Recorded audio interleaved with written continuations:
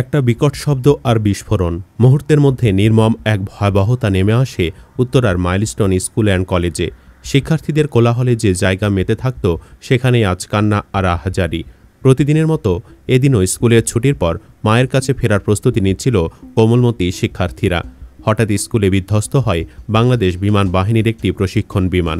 মর্মান্তিক এই দুর্ঘটনায় মৃত্যু হয়েছে ২৫ জন শিক্ষার্থী। তবে প্রতি মুহূর্তে বাড়ছে মৃতের সংখ্যা। কিন্তু এমন তো হওয়ার কথা ছিল না। ঘনবসতি আর আবাসিক এলাকা হওয়ার পরেও কেন সেখানে প্রশিক্ষণ বিমান চলে এলো? কেন বিধ্বস্ত হলো বিমান বাহিনীর বিমানটি? এটা কি শুধুই একটা দুর্ঘটনা, নাকি জেনে শুনে এতগুলো শিক্ষার্থীর জীবন শেষ করে দেওয়া হলো? অসংখ্য শিক্ষার্থীর জীবনকে উপহার দেওয়া হলো দুঃসহ এক স্মৃতি। অসংখ্য প্রশ্ন। বাংলাদেশের প্রেক্ষাপটে উত্তর পাওয়া কঠিন, কিন্তু অভিযোগ কি এড়াতে পারবে রাষ্ট্র?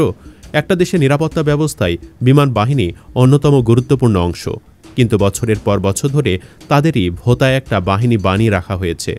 অস্ত্র হিসেবে তুলে দেওয়া হয়েছে মান্ধাত্তার আমলের অলস বিমানগুলো। উত্তরায় যে বিমানটি পুরো দেশকে স্তব্ধ করে দিল, সে বিমানটি ১৯৬৬ সালে বানিয়েছিল চীন। বিস্ময়কর মনে হলেও এভাবেই চলছে বাংলাদেশের বিমান বাহিনী। রাষ্ট্র জানে যে এসব বিমান আর চলে না, তবুও নতুন একজন পাইলটের হাতে তুলে দিয়েছিল বিমানটি।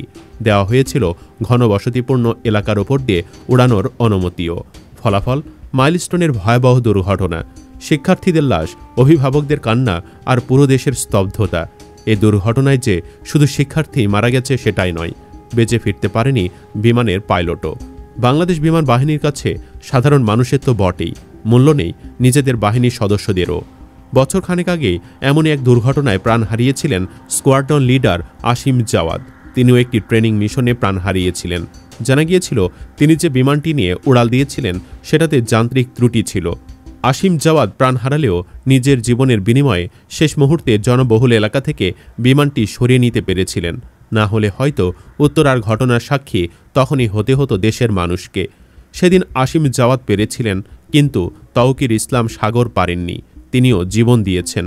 মাইলস্টোন স্কুলের দুর্ঘটনার কারণ এখনও জানা যায়নি। হয়তো বলা হবে যান্ত্রিক ত্রুটির কারণেই ঘটেছে নির্মম এই ঘটনা।